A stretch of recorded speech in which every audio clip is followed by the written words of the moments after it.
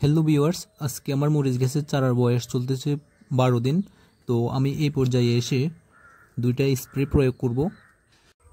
একটি হচ্ছে মাইক্লোফস, যা ছত্রাকনাশক হিসেবে কাজ করে। তো আমি এটাকে খুলে ভালো করে ঝাঁকিয়ে প্রতি লিটার পানিতে 1 মিলি হারে ব্যবহার করব।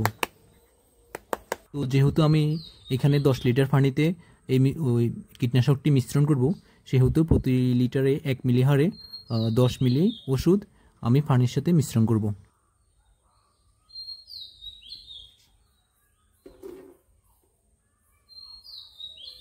এই পর্যায়ে আমি ব্যবহার করব কল্যাণ, যা একটি ছত্রাকনাশক লেদা পোকা শোষক পোকার আক্রমণ থেকে রক্ষা করে।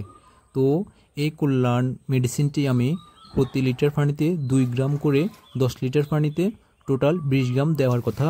তো আমি 17 থেকে 18 গ্রাম নিয়েছি, যাতে পরিমাণটা একটু কম হয়। তো এই পর্যায়ে আমি 10 লিটার পানি মেপে মেপে ড্রাম ভর্তি করে নেব।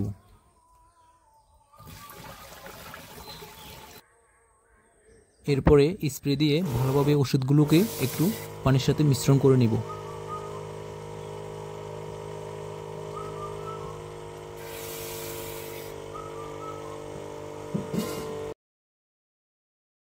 এই দুইটা মেডিসিন একসাথে মিক্স করে গাছের কাণ্ডে এবং গোড়ায় ভালোভাবে স্প্রে করব। আমি এখানে একটা কথা বলে নিই, এখানে প্রায় আমি 10 লিটার পানি নিয়েছি। এখানে 10 লিটার পানি আমি ইউজ করব না, আমার আরও কিছু চারা গাছ আছে, আমি ওইখানে ইউজ করব। তো সেজন্য আমি একটু পানির পরিমাণটা একটু বাড়িয়ে নিলাম। তো এরপরে শিডিউল স্প্রেটি 4 দিন পর ব্যবহার করব। তো সেই সময় কি স্প্রে ব্যবহার করি অবশ্যই আমি আপনাদের মাঝে শেয়ার করব।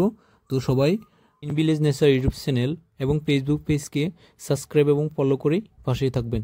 ধন্যবাদ।